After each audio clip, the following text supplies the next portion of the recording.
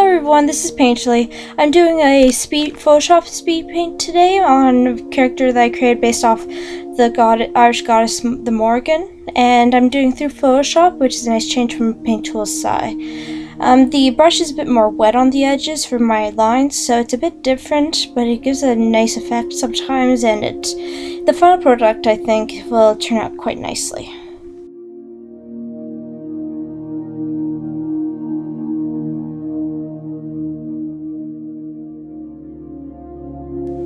The picture you saw at the start is actually a hand-drawn sketch, which I scanned into my computer, brought up the blacks and the whites and the levels, and to make them stand out, so I have a way to trace over it.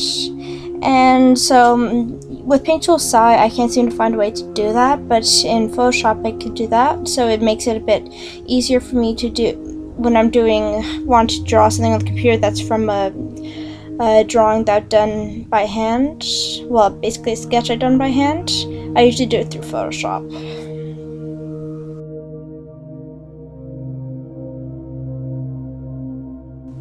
I try to create a almost dynamic feel. My drawings don't usually have that because they tend to be just characters by themselves. So I wanted to create some movement. And I think I only somewhat was able to create that with the sketch, and I hope that at the end you'll see that I was somehow able to fake some motion into this, because I don't want to create static images because they're not as interesting. But so putting the chains was to create some motion and create some sort of effect that I would have liked better than just her with the cape. I try to create a lot of forward motion with this piece.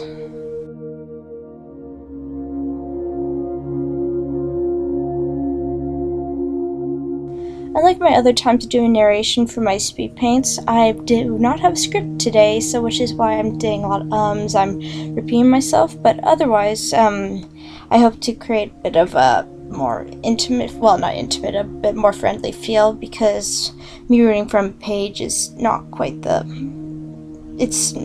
still make a lot of mistakes, there's no real change. So right now I'm still doing on the line work, and on the crows basically, and now I put in my dark back layer so I could know if I missed any spaces in the coloring, because with white you tend to miss that. I'm doing the cloak right now. I did one area, a patch of it in how I wanted it to feel, and then I'm just trying to do a fast selection so I could fill it in, then I could retouch it later.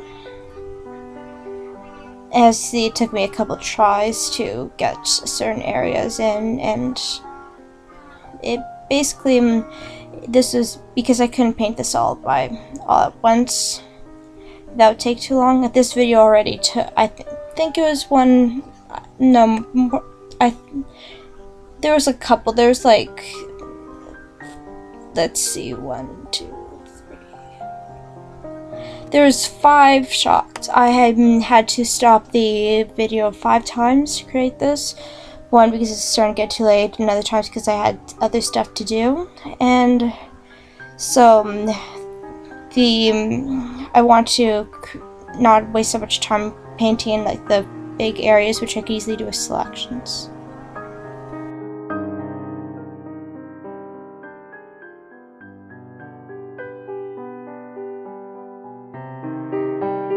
As you see, I started with my highlight color, and then I'm doing the midtones now. The midtones are the base color. That would be if you didn't have any reflections or shadows, that would be the color that you'll see. So if it was flat, and I'm creating just some light reflections off the feathers. They don't really look like feathers as much at the moment because it looks more like they're very thick fur with a feather feel to it. Because doing a lot of realistic feathers on this piece is a bit not manageable because there's so many in her cape. And now I'm just doing around the collar area that area I feel is the most important to get the reflections right, because that's where a lot of the design work is, where a lot of the that's where when you look at the whole piece as a whole, that's where your eyes will go to, because it's the focal point. And it takes a little while to get all the feathers in. I tried to do realistic reflections on where the light should be, and I think it was working out. The piece as a whole, it took a while to create. This is at a very high speed because I did a lot of, and I still, even with me like doing quick selections to fill in areas where not a lot of brushwork was needed, it still took a while.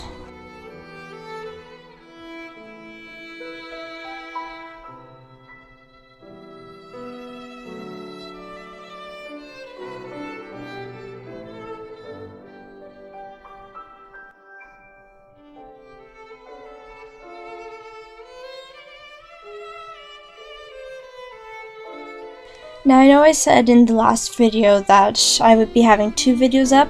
I may have to break that promise. I'll probably have another video coming up pretty soon, but I'm hoping to make it special. I'm hoping to put some animation in it, and it'll be just an update, basically.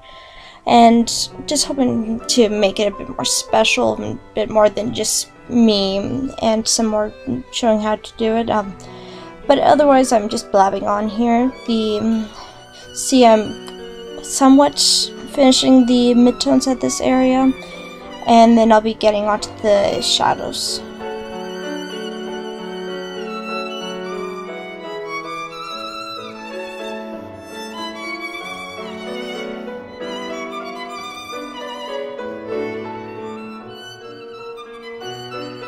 I'm now doing the basic shadows and going in through and just creating more of the definition, because it's going to be a rather dark looking painting at the end, and just figuring out on how would the feathers look if it was in this situation. I didn't have a lot of reference material for this one, so probably wouldn't look like this if I was actually doing it if I had actually found some reference. But this was a bit more on the spur of the moment thing.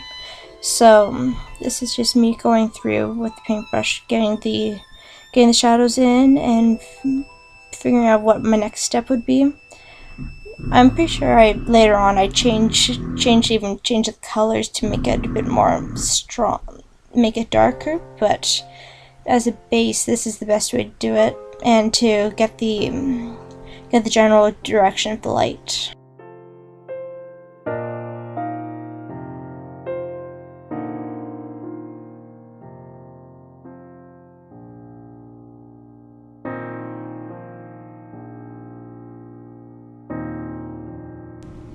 I mainly use a tablet for my work, but for when I'm doing selections, like with the polygonal lasso that I'm using here, I use my mouse.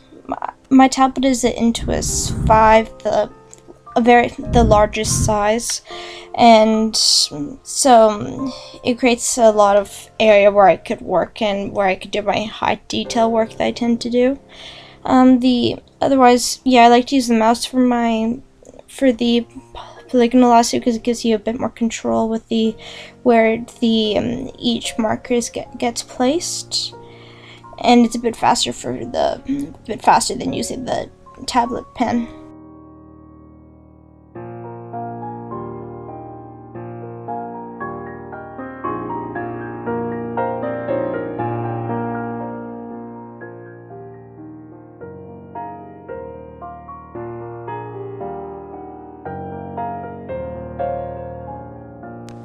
Yeah, doing the filling in the cape took the longest, I believe, of the entire piece, because there was so much of it, and it got a bit boring, to tell you the truth, after a while. But it's a very important part, so I didn't want to not work on it as much as possible, because that's the main part. That's how the piece flows. So you don't want to do a half-assed job on it and create Otherwise it'll make the whole piece look bad.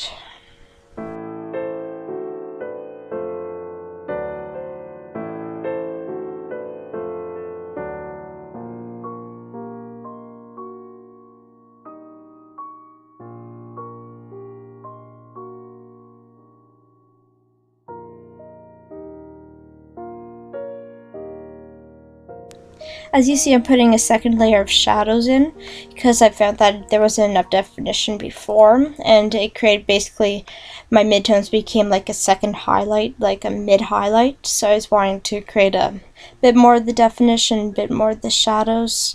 And as you could see just there, how it created more of a pop in the feathers and created more separation. And I originally didn't plan on doing this, but it was I feel that was a good choice to do, and it really helped with the piece. And especially when the chains come in, it makes them, when I start painting the chains, it definitely becomes a better looking piece. And it did help with how the feathers popped out. Since this area is supposed to be inside the cloak, I made it so that it was a bit more of a darker thing, so I did a general fill with the opacity in it. Now I'm on the skin tone. It was hard for me. It's hard for me to do skin tone since, as a person, I'm a bit more of olive skin tone. I want her to be pale, so I don't have a lot of reference. Again, I didn't do a lot of reference. Like, I didn't do a lot of searching for general referencing of the piece. And so she kind of has a weird look to her, but in the final product end of the piece, she looks okay. And as for the, I'm starting to do the silver highlights in it. I did a bit of more of blue tone to it, and just putting in the base color, and putting for the chains, the staff, the crown, and I actually had a lot of fun with this. I don't know why, but I like seeing how the chains popped out from the cloak when I was working on it.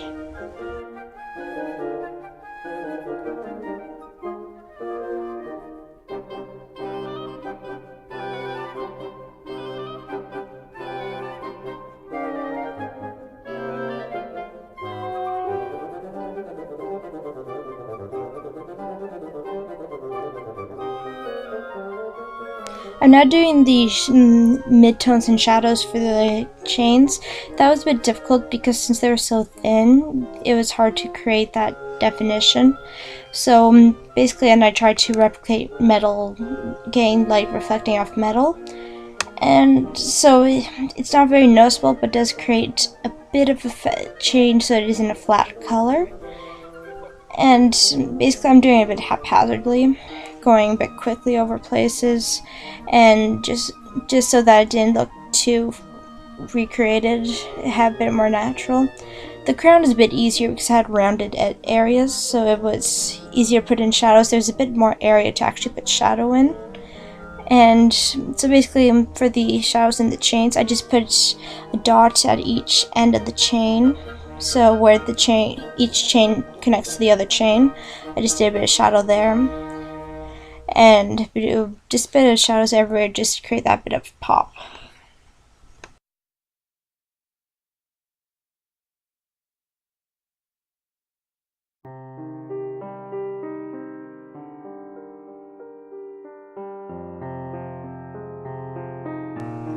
It took me a while, since I'm starting to do the hair coloring, it took me a while to figure out what hair color I wanted. Decided the blonde would make it pop out the most and have a bit best contrast to the rest of the piece, and it felt right for me. I liked coloring hair. I like doing the highlights and shadows, and especially with this hairstyle, I had a lot of fun just drawing the hairstyle with all the braids.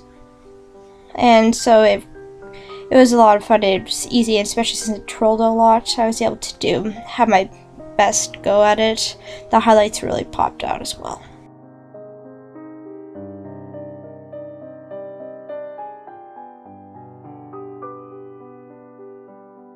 Now, erasing the area under the hair was a pain, because especially since I my coloring technique tends to be sloppy, so I tend to do big blocks of area and then erase the edges, erase the stuff that goes out of the lines after. It does create a bit more work later on, but it creates a bit more of a free feel to it.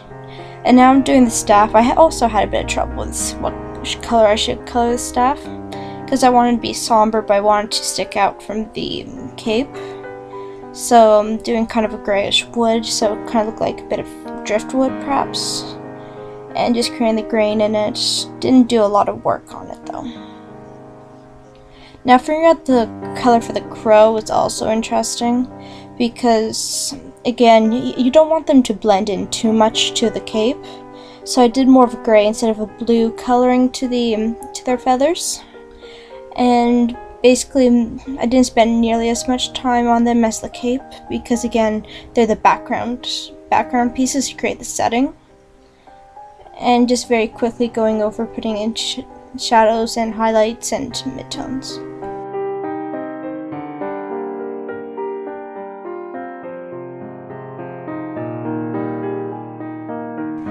Now the video I'm showing you right now is at the entire video I've sped it up 16 times 16 frames per second basically, so it's going, not, sorry, that's the wrong term.